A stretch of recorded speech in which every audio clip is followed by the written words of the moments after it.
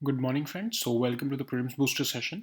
आज का हमारा पहला टॉपिक है इंडियाज़ आर्कटिक पॉलिसी। तो इंडिया ने जो है वो आर्कटिक पॉलिसी रिलीज़ की है पब्लिक डोमेन में। तो union minister of state for science and technology और अर्थ साइंसेज जो है उन्होंने India and the Arctic building a partnership for sustainable development नाम से इंडिया की आर्कटिक पॉलिसी जो है वो निकाली है। तो इसके 6 पिलर्स हैं। साइंटिफिक रिसर्च और कोऑपरेशन को स्ट्रेंथन करना, क्लाइमेट और एनवायरमेंटल प्रोटेक्शन के ऊपर रिसर्च करना, इकोनॉमिक ह्यूमन डेवलपमेंट, ट्रांसपोर्टेशन और कनेक्टिविटी कैसे बढ़ाई जा सकती है आर्कटिक के लिए, फिर इंटरनेशनल कोऑपरेशन कैसे कर सकते हैं, इंडिया की खुद की कैपेसिटी बिल्डिंग आर्कटिक रीजन में करना। ये 6 इसके पिलर्स हैं, ठीक है। तो पहली बात तो हमें ज़रूरत क्या है पॉलिसी की। तो India one of the 13 Nations हैं जो कि आर्कटिक काउंसिल में जिनके पास ऑब्जर्वर स्टेटस है। और इंडिया का ये कंसिस्टेंट स्टैंड रहा है कि सारी ह्यूमन एक्टिविटीज़ जो हैं आर्कटिक में वो सस्टेनेबल होनी चाहिए, मतलब इन्वायरमेंट फ्रेंडली होनी चाहिए, रिस्पॉन्सिबल होनी चाहिए, ट्रांसपेरेंट होनी चाहिए और इंटरनेशनल लॉ की रिस्पेक्ट होनी चाहिए। अब इस पॉलिसी के कुछ फीचर्स देखते हैं, जैसे कि नेशनल कैपेबिलिटीज़ और कॉम्पिटेंसीज़ को साइंटिफिक रिसर्च और एक्सप्लोरेशन में जो है उसको हम स्ट्रेंथन करना चाहते हैं इस पॉलिसी के थ्रू, ताकि हम आर्कटिक रिसर्च अच्छे से कर सकें। मिनिस्ट्रीज़ में आपस में कोऑर्डिनेशन अच्छा हो ताकि इंडिया के इंटरेस्ट आर्कटिक में सिक्योर रह सकें। आर्कटिक के क्लाइमेट का इंडिया के क्लाइमेट पे क्या फ़र्क पड़ता है, तो उसको बारे में भी हम अंडरस्टैंडिंग बढ़ाना चाहते हैं अपनी। आइस मेल्टिंग जो हो रही है आर्कटिक में, तो उसकी बेटर एनालिसिस प्रिडिक्शन करना भी हमारा इस पॉलिसी में एक ऑब्जेक्टिव है। पोलर रीजन्स और हिमालयाज़ के बीच में क्या लिंकेज है उसको भी एस्टैब्लिश करने के लिए रिसर्च करेंगे, स्टडी करेंगे। इंडिया और आर्कटिक रीजन की जो कंट्रीज़ हैं उनके आपस में बीच में कैसे हम कोऑपरेशन बढ़ा सकते हैं, वो भी इस पॉलिसी का एक फीचर है। और इंडिया की पार्टिसिपेशन आर्कटिक काउंसिल में उसे कैसे बढ़ाया जा सकता है, ये भी एक फीचर बनाया गया है। तो इंडिया का जो आर्कटिक में रोल है वो बहुत ही पुराना है, ठीक है। 2007 में आपको पता होगा कि इंडिया ने फर्स्ट साइंटिफिक एक्सपीडिशन भेजा था आर्कटिक ओशन में, और ये ग्लेशियोलॉजी, एटमॉस्फेरिक साइंसेज और बायोलॉजिकल साइंसेज की रिसर्च में गया था। तो इंटरनेशनल आर्कटिक रिसर्च बेस भी है इंडिया का स्वेलबार्ड में, ठीक है। और इंडिया ने जो है ऑफ कोर्स स्वेलबार्ड इज नॉर्वे में है, और इंडिया ने वहाँ पर हिमाद्री नाम का आर्कटिक में जो है वो स्टेशन भी बनाया है, ठीक है। सो मिनिस्ट्री ऑफ अर्थ साइंसेज हमारे इंडिया की जो है आर्कटिक रिसर्च को देखती है, कोऑर्डिनेट करती है। तो national centre for polar and ocean research जो है गोवा में, वो ऐसी बॉडी है, नोडल इंस्टीट्यूशन है जो कि इंडिया की पोलर रिसर्च प्रोग्राम को देखता है, जो कि ऑफकोर्स आर्कटिक स्टडीज़ भी उसके अंदर ही कवर हो जाता है, ठीक है। सो हम नेक्स्ट टॉपिक देखते हैं जो कि है डिजास्टर मैनेजमेंट प्लान। तो union minister of for rural development और पंचायती राज जो है उन्होंने डिजास्टर मैनेजमेंट प्लान निकाला है, मिनिस्ट्री ऑफ पंचायती राज का। तो इस प्लान के अंदर कहा गया है कि हर विलेज इंडिया में विलेज डिजास्टर मैनेजमेंट प्लान बनाएगा, और हर पंचायत जो है वो डिजास्टर मैनेजमेंट प्लान बनाएंगे। तो सारे stakeholders, panchayati raj institutions, elected representatives of PRIs और पंचायत के फंक्शनरीज, इन सब की पार्टिसिपेशन से डिज़ास्टर मैनेजमेंट प्लान बनेगा विलेजेस के लिए। और इम्प्लीमेंटेशन भी वही वही करेंगे, मॉनिटरिंग और इवैल्यूएशन उस प्लान की भी वही जो है वो स्टेक होल्डर्स किया करेंगे, ठीक है। तो एक तरह से हम पार्टिसिपेटरी प्लानिंग प्रोसेस बनाना चाहते हैं। तो उस प्लान का एक ओवरलुक या एक आउटलाइन दे दिया गया है, जिसके बेसिस पर जो है पंचायत अपना प्लान बनाएंगी विलेजेस के लिए। जैसे उन्होंने बोला है कि डिज़ास्टर मैनेजमेंट से रिलेटेड हैज़ार्ड रिस्क, वल्नरेबिलिटी और कैपेसिटी एनालिसिस करना है खुद आपने। फिर डेवलप क्लाइमेट चेंज का क्या फ़र्क पड़ रहा है, ये सब आपने ये सारे फैक्टर्स को जो है वो आपको कंसिडर करके ही अपने विलेज का जो है वो डिज़ास्टर मैनेजमेंट प्लान बनाना है, ठीक है। तो मिनिस्ट्री ऑफ पंचायती राज जो है वो सारे पंचायती राज इंस्टीट्यूशंस के साथ मिलकर जो है वो इस प्लान को बनाने की कोशिश कर रही है। और इसमें जो भी न्यू इनोवेशंस हैं, जैसे हमारे जो डिज़ास्टर मैनेजमेंट एक्ट के अंदर है, नेशनल डिज़ास्टर मैनेजमेंट पॉलिसी के अंडर है, या एनडीएमए ने जो कुछ अगर गाइडलाइंस इशू की हैं, उन सबको भी कंसिडर किया जाएगा विलेजेस के लिए डिज़ास्टर मैनेजमेंट प्लान बनाने के लिए, ठीक है। सो हमारा नेक्स्ट टॉपिक है one rank one pension. So one rank one pension, आपको पता है कि ये एक ऐसा इशू था जो अभी सुप्रीम कोर्ट में गया हुआ था, ठीक है। तो सुप्रीम कोर्ट में ये इशू चल रहा था, तो सुप्रीम कोर्ट ने जो है सेंट्रल गवर्नमेंट की जो पॉलिसी है वन रैंक वन पेंशन की, उसको जो है अपहोल्ड कर दिया है। और जो जिन्होंने पटिशन डाली थी अगे इंडियन एक्स सर्विसमैन मूवमेंट ने, उनकी पटिशन को खारिज कर दिया सुप्रीम कोर्ट ने। तो सुप्रीम कोर्ट ने बोला है कि हमें तो कोई कॉन्स्टिट्यूशनल इन्फॉर्मिटी नहीं दिखती इस वन रैंक वन पेंशन की जो सेंट्रल गवर्नमेंट की पॉलिसी में। तो उन्होंने इसको पटिशन को खारिज कर दिया है। तो पटिशन क्या थी, क्यों ये इशू चल रहा था, तो पटिशन में कहा गया था कि आर्बिट्रेरीली जो है जिन लोगों की सेम जो है रैंक था और वो सेम टाइम पर रिटायर हुए, उनमें भी आर्बिट्रेरीली जो है वो पेंशन्स डिफरेंट आ रही हैं। तो उसमें अमाउंट ऑफ पेंशन को जो है वो यूनिफॉर्म किया जाना चाहिए सारे आर्म फोर्सेस पर्सोनल में, जो कि सेम रैंक पर रिटायर हुए हैं, ठीक है। तो अब जो है उनका कहना था कि इसके अंदर एक आपने वन रैंक वन पेंशन लागू करने के बाद भी एक सेपरेट क्लास जो है वो बना दी है, जो कि रैंक और लेंथ ऑफ सर्विस के बावजूद अलग क्राइटेरियाज को भी अडॉप्ट किया गया है, ठीक है। तो मतलब ऐसा ज़रूरी नहीं है कि अगर आप सेम रैंक पर सेम डे पर रिटायर हुए हो तो आपको सेम पेंशन मिलेगी, ठीक है। तो ये वन रैंक वन पेंशन में जो है ये कार्डिनल प्रिंसिपल भी वॉयलेट हो रहा है। ऑफ कोर्स गवर्नमेंट ने कुछ और रीजंस दिए हैं इसके लिए। गवर्नमेंट ने जैसे बोला है कि ईयर्स ऑफ सर्विस भी मैटर करेंगे आपको, जो है अगर समझ लो कि कुछ जो है आपकी सर्विस का रिकॉर्ड कैसा है, बहुत सारे और ऐसे मैटर्स हैं जो है जो कि मैटर करेंगे आपकी पेंशन को की अमाउंट में, ठीक है। सो अब वन रैंक वन पेंशन आपको पता है कि 1 जुलाई 2014 को जो है एक कट ऑफ लिस्ट बनाई गई थी। 2015 में of course one rank one pension लागू हुआ था, लेकिन कहा गया था कि 1 जुलाई 2014 के बाद से वन रैंक वन पेंशन आएगा। और उससे पहले के जो पेंशनर्स थे उनको जो लास्ट उनकी पेंशन कैलेंडर ईयर 2013 में मिली थी उसके हिसाब से ही जो है वो पेंशंस फिक्स की गई थी, ठीक है। एक्स सर्विसमैन को जो है पे कमीशन की रिकमेंडेशंस के हिसाब से ही जो है वो पेंशन मिलती रही before one rank one pension. उसके बाद से ये कहा गया कि अब से जितने भी पेंशनर्स हैं उनके इंटरेस्ट को सिक्योर किया जाएगा और हर 5 साल बाद पेंशन रिवाइज की जाएगी, ठीक है। तो अब ये सारे रिकमेंडेशन, ये इस स्कीम की इम्प्लीमेंटेशन भगत सिंह कोश्यारी जी की 10 मेंबर पार्लियामेंट्री पैनल की कमेटी के अंदर जो है ये स्कीम की इम्प्लीमेंटेशन देखी जा रही है, ठीक है। सो नेक्स्ट टॉपिक देखते हैं जो कि है चाइनीज़ युआन। तो आपको पता है इंडिया जो है वो एक तरह से रशिया के साथ डील करने लगा है कुछ टाइम में कि ऑयल ट्रेड हम उनसे करना चाहते हैं, ठीक है। क्योंकि रशिया ने इंडिया को ऑफर किया है बहुत ही हैवीली डिस्काउंटेड प्राइस पे कि वो हमको ऑयल बेचने को तैयार हो गया है। तो आपको पता है कि रशिया के ऊपर सैंक्शंस लगे हैं वेस्ट के बहुत सारे, तो इंडिया को वो बहुत ही डिस्काउंटेड रेट पर ऑयल बेचने को तैयार हो गया है। तो इसलिए इंडिया जो है अब, क्योंकि इंडिया यूएस डॉलर में तो नहीं खरीद सकता क्योंकि उनके ऊपर सैंक्शंस लगे हैं, ठीक है। तो इसीलिए रशिया ने प्रपोज किया है कि आप चाइनीज़ युआन में हमसे जो है ऑयल ट्रेड करो। और अभी तक क्या होता था कि जितने भी फॉरेन बायर्स होते थे वो यूएस डॉलर्स में ट्रेड करते थे, क्योंकि यूएस डॉलर बहुत ही वाइडली एक्सेप्टेड है ग्लोबल मार्केट में। और लेकिन क्या होता है कि जो आपके जो ये समझ लो ऑयल कंपनीज़ हैं, इवन जो रशियन बेस्ड ऑयल कंपनीज़ भी हैं, उनके भी जो क्योंकि ट्रेड उन्होंने यूएस डॉलर में किया है, तो यूएस ने जब सैंक्शंस लगा दिए तो उनके डॉलर्स को फ्रीज कर लिया गया, ठीक है। जो banks located of course in US हैं तो उन्होंने फ्रीज कर लिया उसको। तो अब वो ऑल्टरनेटिव्स ढूंढ रहे हैं कि यूएस डॉलर के अलावा हम किस में ट्रेड कर सकते हैं। तो चाइनीज़ युआन एक ऐसी करेंसी जो है वो एमर्ज हुई है जो कि उसकी वैल्यू जो है वो बढ़ गई है मार्केट में, ठीक है। ऑफ कोर्स फिर भी अभी भी सिर्फ 3% ग्लोबल ट्रेड जो है वो चाइनीज़ युआन में होता है, लेकिन 90% से ज़्यादा ट्रेड अभी भी यूएस डॉलर्स में ही किया जा रहा है, ठीक है। सो नेक्स्ट हमारा टॉपिक है ईट स्मार्ट सिटीज़ चैलेंज। तो ministry of housing and urban affairs जो है उन्होंने 11 विनिंग सिटीज़ को सिलेक्ट किया है ईट स्मार्ट सिटीज़ चैलेंज के अंदर। और जो है अब ये नेक्स्ट स्टेज में जाएंगी, डीप एंगेजमेंट स्टेज में, और उस पर जो है वो डिसाइड होगा, विनर्स जो है सिटीज़ के डिसाइड किए जाएंगे। तो अब ये चैलेंज है क्या? तो मिनिस्ट्री ऑफ हाउसिंग और अर्बन अफेयर्स ने इस चैलेंज को निकाला था food safety and standards authority of India के साथ मिलके। और इस चैलेंज का ये मोटिव है कि स्मार्ट सिटीज़ जो हैं वो एक ऐसा प्लान बनाए ताकि उनकी जो लोग हैं, जो उनकी पॉपुलेशन है, वो हेल्दी, सेफ और सस्टेनेबल फूड एनवायरनमेंट को अडॉप्ट करना शुरू करें, ठीक है। तो जनरली ये ऐसी सिटीज़ के जो है एफर्ट्स को रिकॉग्नाइज करने के लिए बनाया गया था जो कि ऐसी हेल्दी, सेफ या सस्टेनेबल फूड एनवायरनमेंट जो है वो अपनी सिटीज़ में ला रही हैं।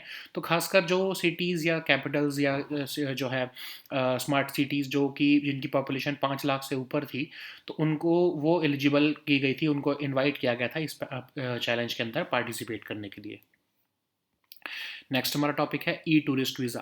तो आपको पता है कि जब मार्च 2020 में जब कोविड का लॉकडाउन पहली बार लगा था, तब से ये ई टूरिस्ट वीज़ा की फैसिलिटी जो है वो बंद की हुई थी। अब उसको दोबारा खोल दिया गया है 156 कंट्रीज़ के अंदर के लिए। तो अब ये ई टूरिस्ट वीज़ा जो है वो इंडिया में 5 साल के लिए वैलिड होता है। मार्च 2020 से जो है सस्पेंडेड था ये ऑफ कोर्स अभी भी, लेकिन लैंड और रिवरिन बॉर्डर्स हमने नहीं खोले हैं, वो अभी भी बंद रहेंगे, जैसे अटारी वाघा पोस्ट जो है वो भी बंद रहेगी।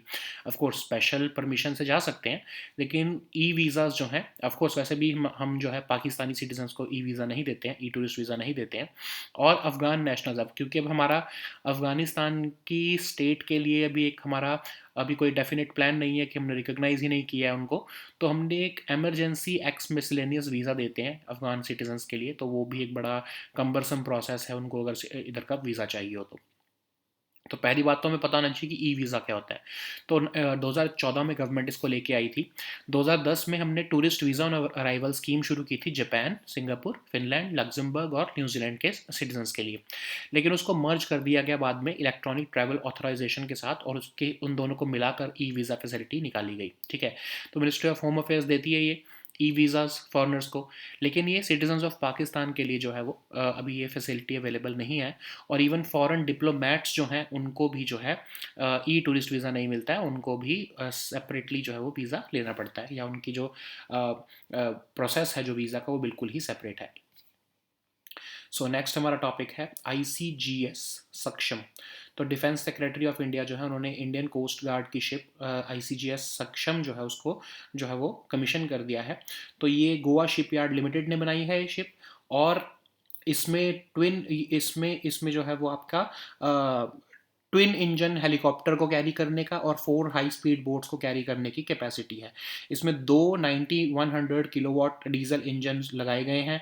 2350 टन्स की इसकी डिस्प्लेसमेंट कैपेसिटी है। ठीक है, तो 6000 नॉटिकल माइल्स तक ये नॉर्मल स्पीड पर इसकी एंड्योरेंस जा सकती है, इसकी एंड्योरेंस लेवल इतना ज़्यादा है। ठीक है, so now let us see all these topics in English. So the first topic is India's Arctic policy. So you know that Union Minister of State for Science and Technology, he is also the Union Minister of State for Earth Sciences. He has launched this in India's Arctic policy. It is officially named as India and the Arctic, building a partnership for sustainable development. Okay, so this policy is basically aiming to achieve 6 pillars. So the first one is strengthening scientific research and cooperation in Arctic region, focus upon climate and environmental protection, economic and human development, transportation and connectivity, governance and international cooperation, as well as national capacity building, so that India's research and activities in Arctic region can be strengthened. Okay, so why there is a need for such a policy? So India is one of the 13 countries which are holding observer status in the Arctic Council. That's why we need to increase our presence in Arctic. And India has a consistent stand over the Arctic region, that all human activities in this region must be sustainable, responsible, transparent, and they must be based upon respect for international laws. Okay, so what are the features of this policy? So first one is strengthening our national capabilities and competencies, so that we can explore we can perform scientific and research and exploration. Even climate and environmental protection research can be undertaken in this Arctic region.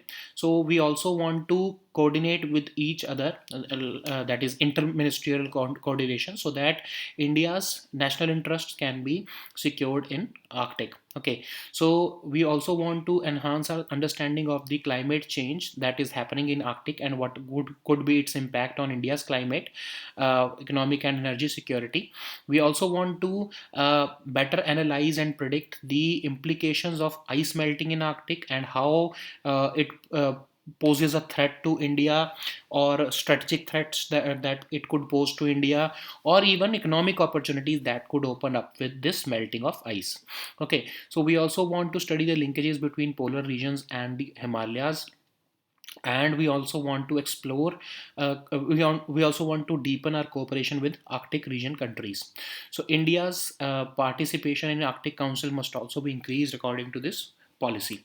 So how India has been dealing with the Arctic. So you know that in Arctic region is rich in minerals and oils, and Arctic Council has no restriction on any other country to exploit the Arctic resources, of course, if they are done in a sustainable manner. Okay, so India launched its first expedition to the Arctic Ocean in 2007, and it conducted research in glaciology, atmospheric sciences, and even biological sciences. So, India established its first research base in the Arctic at Svalbard, that is in Norway, in the year 2008, and it was named as Himadri. Okay, so Ministry of Earth Sciences delegated the task of Arctic research and other polar studies to the National Center for Polar and Ocean Research, that is in Goa. Okay, so it conducts our environmental and scientific studies in Arctic, and the Arctic expedition is also taken care of by the uh, NCPOR in Goa. So now let us see the next topic, which is disaster management plan. So Union Minister of Rural Development and Panchayati Raj has released this disaster management plan of my Ministry of Panchayati Raj. So basically, under this proposal, every Indian village would have its own village disaster management plan, and every panchayat would have its own disaster management plan. All the stakeholders, including the Panchayati Raj institutions, their elected representatives, and functionaries of the panchayats, would participate in planning, implementing, monitoring, and evaluating of the plan. So it would be basically a participative exercise, a participative planning process for disaster management plans for their own villages. But of course, the ministry has given an outline or a broad picture around which these disaster management plans must be established.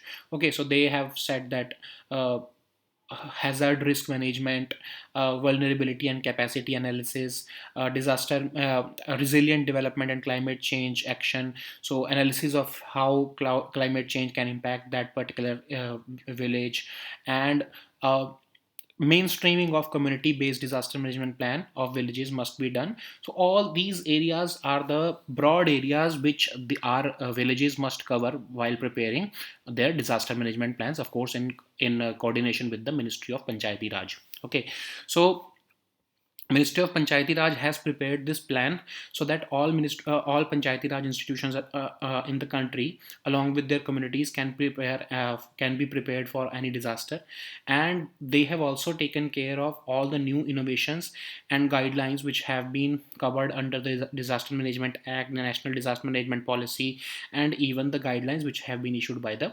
NDMA. Okay. So the next topic is one rank one pension. So recently Supreme Court has upheld the center's one rank one pension scheme. So it has said that they have found the court has found no constitutional conformity in the OROP principle as defined by the government's communication on in 2015. So what was the issue? So a section of Indian ex-servicemen, they filed a petition. They said that the pension amounts have been decided arbitrarily, and the amount of pension must be uniform across all armed forces personnel who have retired with the same rank. But even after this one rank one pension, a separate class among the personnel have been created who are otherwise have retired with the who have otherwise retired with the same rank and same length of service.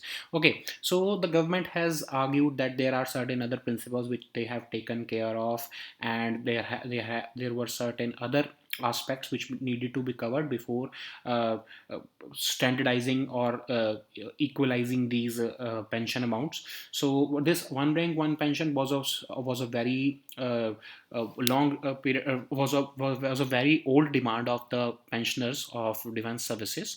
So in 2015 the government launched this scheme, and it said that it would be effective for pensioners from the cutoff date of July 1st, 2014, and the old pensioners who were before this cutoff date, who were receiving pensions before this cutoff date, the pension amount of these pensioners would be refixed on the basis of pensions of on the basis of their pensions in the calendar year 2013. So before, what was the criteria before the one rank one pension principle? So these ex-servicemen were getting their pension as per the pay commission's recommendations. Okay, so the government said that they would refix their pension amount every 5 years, and this scheme was undertaken after the recommendations of Koshiari committee. So Bhagat Singh Koshiari was the chairman of this 10-member all party parliamentary committee, which recommended the this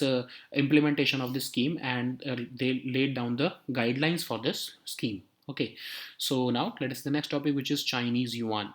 So you know that India and Russia are under advanced stages of negotiations for India to facilitate oil trade from Russia. So you know that Russia has been sanctioned by the West, and most of their oil companies, or rather other companies, have been barred from using US dollars. So they want to trade with India and they want to explore non-Western countries for their trade. So that's why they have offered oil to India at hugely discounted prices if India is willing to pay them in Chinese yuan. Why Chinese yuan has been selected? Because you know that they cannot trade in US dollars because their assets have been frozen by the American government and the banks that are located within the US. So they are instead focusing upon Chinese yuan, because Chinese yuan has also got a shot in the arm after Chinese government Chinese government made efforts to boost it as an alternative currency. So of course, even after so much promotion of Chinese yuan, it is still the global trade in Chinese yuan is still below 3%. 90% of the global trade still goes through the US dollars. But of course, if the situation remains the same and US starts unilateral sanctioning of other countries, there could be a time when the de-dollarization of the US dollar can happen. So the next topic is Eat Smart Cities Challenge. So Ministry of Housing and Urban Affairs has announced 11 winning cities for the Eat Smart Cities Challenge. So now these cities would enter the deep engagement stage, which is the next stage. This challenge was of course launched by Ministry of Housing and Urban Affairs in collaboration with FSSAI, and the aim of this challenge was to let the cities compete among themselves, so that a city which has developed a plan which supports a healthy, safe and sustainable food environment can be recognized. Okay, so all those smart cities or capitals of states or UTs and cities with a population of more than 5 lakh were invited to participate in this challenge. So the next topic is e-tourist visa. So after March 2020, when government of India suspended the e-tourist visa facility due to the COVID long lockdown, after almost two years now, this service has been restarted, and this e-tourist visa will be started for 156 countries once again. So it is issued for 5 years, of course, but the government has said that all land and riverine borders will continue to remain shut, and like the Atari Wagha post along Pakistan would remain shut, and even Afghan nationals, because there has been a change in the status of Afghan government and Afghan state since August 2021 when Taliban took over the state. So there is no clarity about the status of Afghanistan. So we have been issuing them emergency ex miscellaneous visa, of course based upon it is issued on the base it is issued upon the basis of need.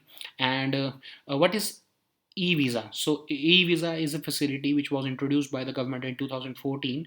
So earlier in 2010 we had this tourist visa on arrival facility for Japanese, Singapore, uh, Finland, Luxembourg, and New Zealand citizens, but it was later merged with the Electronic Travel Authorization scheme to create this e-tourist visa scheme. Of course, Ministry of Home Affairs is the nodal ministry that issues these visas to foreigners, and it is not available either to the citizens of Pakistan or even the foreign diplomats, which are dealt separately with other forms of visa. Okay, so now let us to the next topic, which is ICGS. Saksham. So, Defense Secretary of India has commissioned this Indian Coast Guard ship Saksham. It is the fifth in the series of this offshore patrol vessels class. At this ICGS Saksham has been launched at Goa. So, of course, it has been designed and built indigenously by the Goa Shipyard Limited, and it is having two 9100 kilowatt diesel engines, and it has the displacement capacity of about 2350 tons. It has an endurance level of about 6000 nautical miles, and it is designed to carry a twin engine helicopter and four high speed boats also. Okay, for other for several operations for which it has been designed. Okay, so these were our topics for today. Just download the weekly compilation of current affairs also in our Telegram group today. So we'll meet next time with new topics. Until then, goodbye and take care.